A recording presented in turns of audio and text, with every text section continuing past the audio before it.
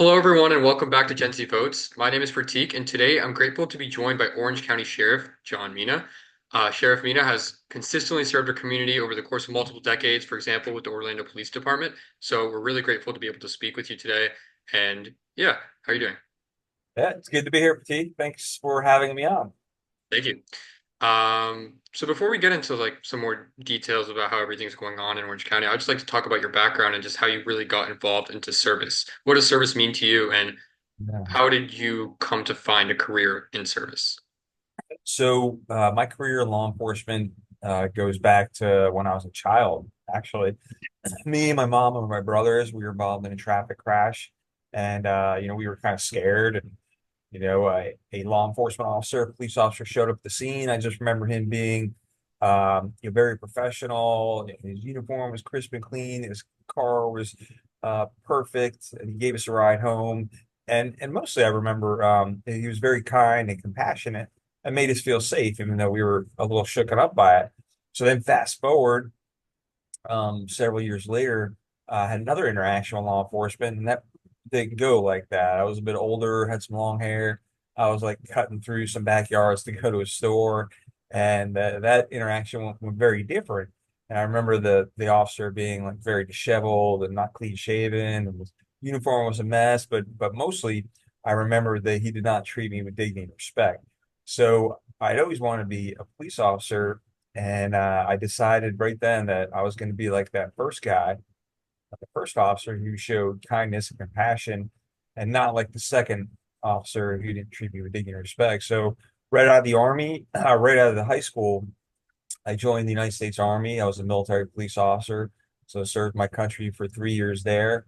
And then, as luck would have it, the Orlando Police Department came to Fort Bragg, North Carolina to recruit police officers. And, I was 21 or 22 at the time. And I was like, yes, I will come to sunny Florida and be a police officer. So I spent 28 years with the Orlando Police Department, did everything from patrol to the drug unit training. And I rode bikes. I was in criminal investigations, and just started rising through the ranks. And one of the things I remember, I did have a lot of mentors kind of pushing me to go to the next level of leadership.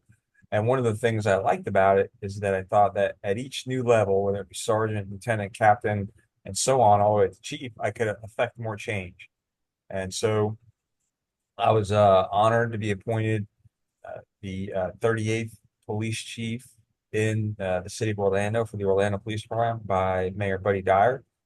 And I served as police chief for almost 4 years.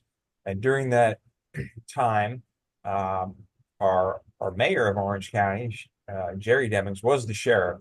Well, he decided to leave the Orange County Sheriff's Office to run for mayor. So there was an opening to become sheriff, obviously. And so I thought, well, I've lived in Orange County for all my adult life. I've served my country, I served my community.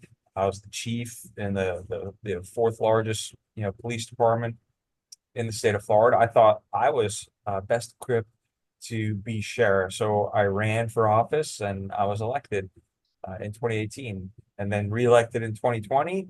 And then I was reelected without opposition in 24. And that brings us to today.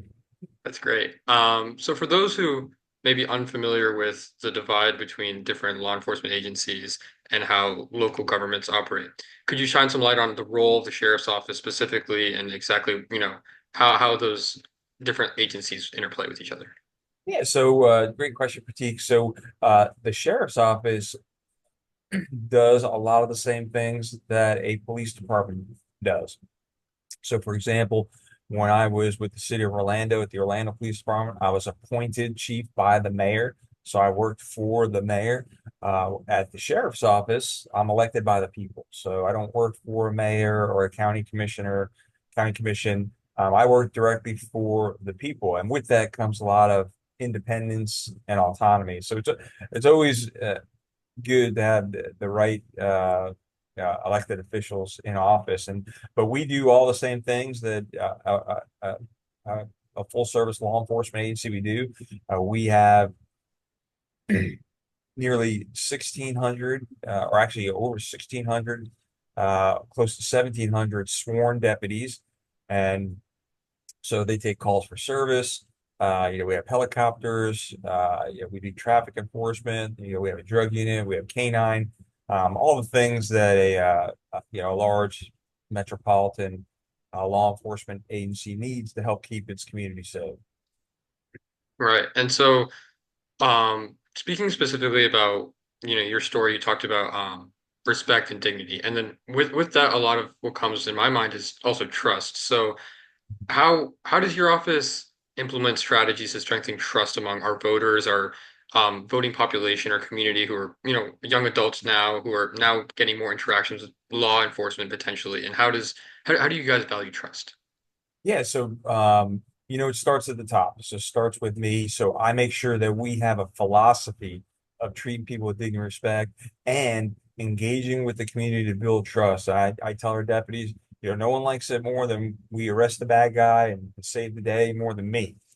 But that's just half the job. The other half of that is building trust within communities. So you will see if you follow us on social media, we do all kinds of formal community engagement opportunities, and soon National Night Out is coming, so we'll be at a bunch of different parties engaging with neighborhood watch folks.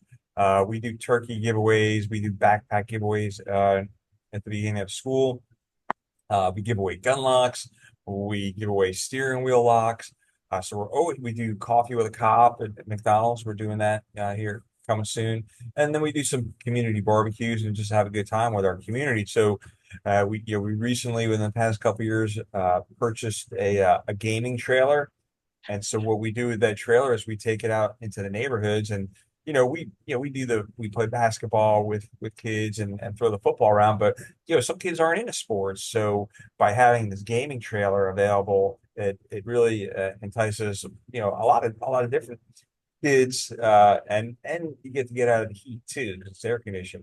So I call those all our formal community engagement activities. But so what I tell our deputies is sometimes the more informal engagements, the one-on-one with our kids and our community are even more important. So I tell them that every single day they're to spend a portion of their day specifically talking to residents, business owners, and especially our youth.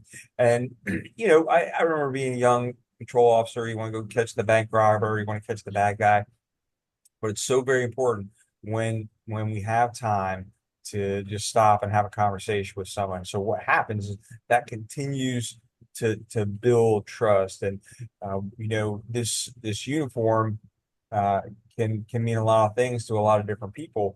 But and so we're also, I tell our deputies is that you may be a 25-year-old deputy or a 30-year-old deputy, but this uniform is over 200 years old, and with that uniform comes a lot of history, some not so good, right? And so you have to overcome that by talking to people, telling them, "Hey, I'm John. What's your name?" Radeem, go. Great to meet you. I want to let you know I got kids your age. So like that kind of thing, it should kind of really humanizes the badge. And so that's what the mission is, and that's what the philosophy is. That's really an interesting initiative too. I mean, I knew some of the engagement programs, but I wasn't aware of the depth of that. Just a quick follow-up on that, how common is that in your experience, or is that something that we've uniquely implemented here in Orange County, or is that So a lot of these programs I took with me from the Orlando Police Department. We did the same thing when I was chief there, and so it all depends on the agency. Some don't do it as much. We do it so much. Sometimes I can't even keep track of how many different things that we do with our community. We also every year we do a community grant program where we take seized drug money and we funnel it back to nonprofits in the community. So last year we gave over $200,000 of seized drug money to nonprofits that do youth mentoring and crime prevention programs right here in this community. So that's something that it's always been very important to me to engage with our community and build trust because honestly, it's the community that has to trust us. They're the ones who are going to call us, and they do, and tell us where the criminals are, who's selling drugs, where this is happening. And so that all takes trust. And so we spent a lot of time building that trust. And then so I always tell people, follow us on Facebook, Instagram, X. We put all that stuff on social media platforms because we know the news doesn't have time to cover all the positive stories. So, and sometimes they do, but we do a lot of things in the community, especially with kids. Right. That's great. And so I wanted to talk about also, I mean, I was at an event yesterday and I connected with a lot of youth, people specifically and students. And so in terms of like crime prevention and school safety, that being a really top priority, I assume, how do you guys work with schools and community organizations, like you said, also nonprofits, to also ensure that students can get education in here in Orange County, but also, you know, be safe? Yeah, so ever since some of the tragedies we've had throughout the country and right here in Florida with Parkland, um, and most recently in Georgia, school safety and preventing the next tragedy, such as a school shooting, is one of our top priorities. So we're lucky here in Florida, where we have put laws in place where there has to be an armed person, a school resource officer, or a security guard in every school. So in Orange County jurisdiction, we're responsible for over 123 schools. That's elementary schools, middle schools, and high schools. And so we have two school resource officers in every high school, sometimes two in every middle school. There is a deputy sheriff in every excuse me, every single elementary school, and they're there from bell to bell. So, part of their job is to interact and continue to build that trust. I'll kind of give you some examples of that. And then the big part of their job is keeping our kids safe so they can concentrate on learning. And going back to the trust building part, that seeing the same school resource officer every single day in the hallways and joking around and having those casual informal conversations builds trust. And so what happens, what recently happened at a local high school was someone reached out, because they trusted a teacher or school resource deputy and said that someone had a gun. So that's what we're trying to do. We're trying to, help in our own way to guide these kids down the right path, provide a good example, so they can grow up and be, productive and just good people. And then lastly, build trust so we can help keep our schools safe. Right. And so this doesn't just have to be about, school safety, but also as, technology as it's growing and becoming more important in law enforcement. What are some opportunities slash challenges or areas of growth, maybe even that you've seen, identified, or, want to pursue even maybe in terms of law enforcement? So yeah, I tell people because Florida is in a 20-year crime low. We've seen significant crime decreases here in Orange County in the past 10 years. And so people ask, well, why does that happen? And there's several things, and we talked about one, but proactive law enforcement, the boots on the ground, the deputy sheriffs out there looking for someone who might be trying to prey upon our residents. The next thing is the community engagement, the building the trust, because we can't do it without the community. So we need, and I tell people, if you think about your own neighborhood, I bet you could tell me who lives across the street, who lives next to you, what kind of cars they drive, when their kids come home, who visits those houses, when the landscaper is there. Well, the deputy sheriff patrolling your neighborhood can't possibly know as much as you. So we rely on our residents to give us that information. Like, wait a minute, my neighbor said they were going to Hawaii this weekend or this week, and I see a strange truck in their driveway. That's when we have to call. And so the next and biggest piece of that, one of the biggest pieces, and you kind of alluded to it, or you asked your question about it, was technology. So, but back when I started, long before you were born, I started law enforcement 34 years ago. So Yeah. what we didn't have then was cell phones, right? So when someone committed a crime, they actually had to go to a house phone, a business phone, or a pay phone and try and find one and then call law enforcement. Now there's six people calling us saying, "Hey, someone just broke into that house," and we have doorbell cameras. We have license plate readers. You know, it's really hard to commit a crime in Orange County without being captured on something, some type of business camera. We've captured homicides on doorbell cameras. We've captured a lot of people who've committed crimes with all this technology, and it's really changed law enforcement, and sometimes has changed the way the criminals operate as well. Sure.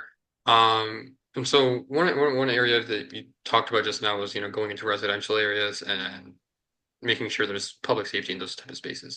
How do you, in those type of roles, when there's a high alert and there also, high chance of threat, how do you balance that with also, ensuring public safety, but also ensuring the safety of everyone in the area and just making sure that everyone as part of the department is acting calm and collected? Because I know a lot of, youth and especially voters are concerned about the news stories they've seen about different police departments and how some officials are acting in, heightened alert scenarios. Yeah, so I will say that law enforcement, policing is one of the most difficult professions in the world. You know, the men and women who work at the Orange County Sheriff's Office um, patrol our streets every night, and they risk their lives for strangers, and sometimes they have to make decisions, quick decisions. Sometimes they happen in the blink of an eye. And I will say, just like any other profession, a medical profession, lawyers, judges, politicians, that we recruit from the human race. So we don't always get it right, and as we have seen through some tragic incidents throughout the country, uh, people who probably should not have been in the profession doing something to tarnish the badge. So as sheriff, what I ensure I do is we have good policies, we have good training, and then the philosophy of treating people with dignity and respect. So the the deputy sheriffs who work at the Orange County Sheriff's Office, they know what they need to do. They know how they need to treat people and react in certain situations. And when they don't, unfortunately, there must be discipline.